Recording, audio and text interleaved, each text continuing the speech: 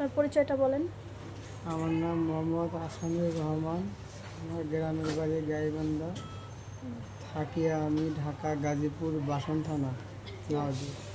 আমি একজন garments worker.